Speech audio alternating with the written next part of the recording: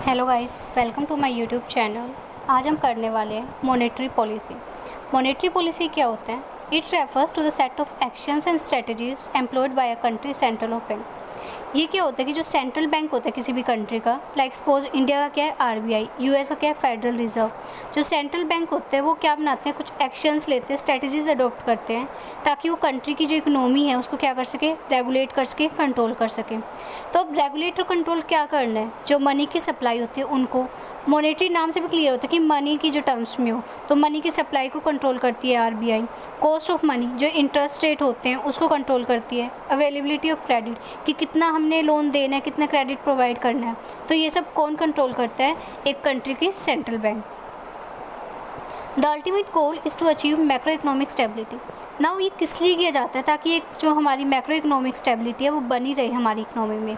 तो इसमें मेनली क्या आता है कि हम इन्फ्लेशन को कंट्रोल कर सकें, और जो साथ में हमारे ऑब्जेक्टिव्स है लाइक इकोनॉमिक ग्रोथ प्रमोट हो, एम्प्लॉयमेंट ज़्यादा से ज़्यादा प्रोवाइड की जाए, और जो एक्सचेंज रेट में स्टेबिलिटी हमारी बनी रहे। तो ये इसलिए हम क्या करते हैं, अपनी मनी सप्लाई को कंट्रोल करते हैं। और कौन करता है? आरबीआई करता है। ये इंडिया के केस में बता रही हूँ मैं, आरबीआई करता है। वरना नॉर्मल क्या होता है, जो सेंट्रल बैंक होती है किसी भी कंट्री की, वो रेगुलेट करता है और कंट्रोल करता है। तो ये ऑब्जेक्ट जो है नीचे थोड़े ब्रीफ में एक्सप्लेन किए गए हैं। तो फर्स्ट है प्राइस स्टेबिलिटी। प्राइस स्टेबिलिटी मतलब क्या होता है कि इन्फ्लेशन को कंट्रोल करना है।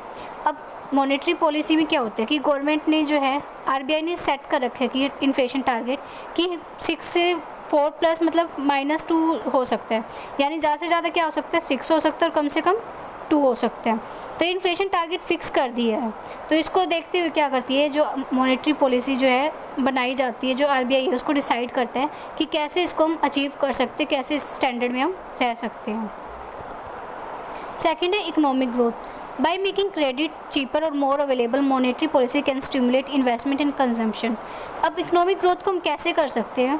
अब अगर गवर्नमेंट जो बैंक्स हैं हमारी, वो सस्ते दामों पर अगर लोन प्रोवाइड करेंगे तो इससे ज़्यादा जो पैसा है हमारी मार्केट में सर्कुलेट होगा।